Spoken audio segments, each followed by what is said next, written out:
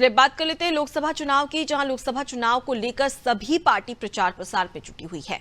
मध्य प्रदेश में दमखम के साथ दोनों प्रमुख पार्टियां अपनी अपनी रणनीति पर काम कर रही है। बीजेपी की बात करें तो उसने अपने सारे प्रत्याशियों के नामों का ऐलान कर दिया है। वहीं दूसरी तरफ कांग्रेस में अभी 18 लोकसभा सीटों के प्रत्याशियों के नाम का ऐलान होना बाकी है। ऐसे में प्रचार प्रसार में दोनों पार्टियों में से कौन आगे है कौन पीछे, इसको लेकर आइए देखते हैं खास रिपोर्ट।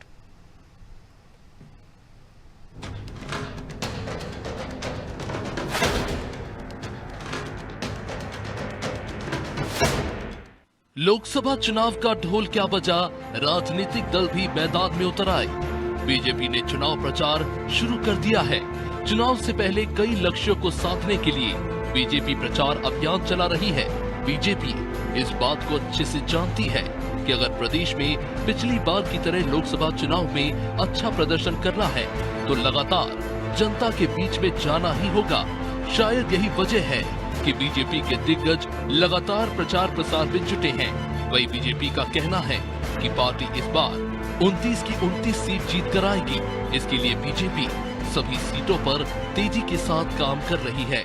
देखिए, भारतीय जनता पार्टी सभी 230 सीटों पर लगातार गतिशीलता के साथ काम कर रही है। हमारे यहाँ पर संगठन अपनी प्रक्रिया को अनवरत जारी रखता है और चुनाव के लिए संगठन 24 घंटे और 7 दिन तैयार रहता है। स्वाभाविक तौर पर हम लगातार सभी विधानसभा क्षेत्रों में एक विस्तार पूर्वक अपने लोकसभा चुनाव अभियान को आगे बढ़ा रहे हैं और हमारा जैसा विश्वास है कि मध्य प्रदेश की 230 विधानसभा सीटों में परिणाम हमारे पक्ष में रहेंगे और सभी 29 लोकसभा सीटें हम जीत करके एक बार फिर से प्रधानमंत्री जी के स्वप्न को आगे बढ़ा में मध्य प्रदेश अपना एक महती योगदान अर्पित करेगा।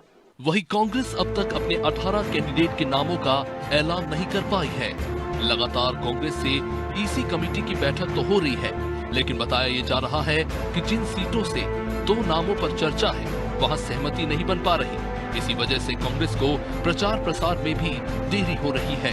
कांग्रेस का कहना है कि प्रत्याशियों के नाम के ऐलान के साथ पार्टी प्रचार प्रसार शुरू करेगी। कल बैठक हुई थी, उसमें दूसरे प्रदेशों का नंबर पहले आ गया। कल 21 तारीख को सीसी की बैठक में बचे हुए जो प्रत्याशी हैं 18 वो सब आ जाएंगे और परसों से जहां जहां नॉमिनेशन की डेट आ जाएगी वहां नॉमिनेशन भरेंगे और पूरी स्विंग में कांग्रेस का प्रचार शुरू हो जाएगा। छठी का दूध बीजेपी को याद दिला देंगे।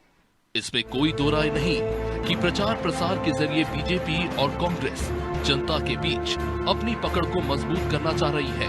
दोनों की कोशिश वोटर्स को अपने पक्ष में लाने की है, इसलिए एक दूसरे पर जमकर आरोप भी लगाए जा रहे हैं। नए नए नैरेटिव सेट किए जा रहे हैं। खैर, जनता इस बार किसके सिर जीत का सेहरा बांधेगी, ये 4 जून को साफ हो जाएगा।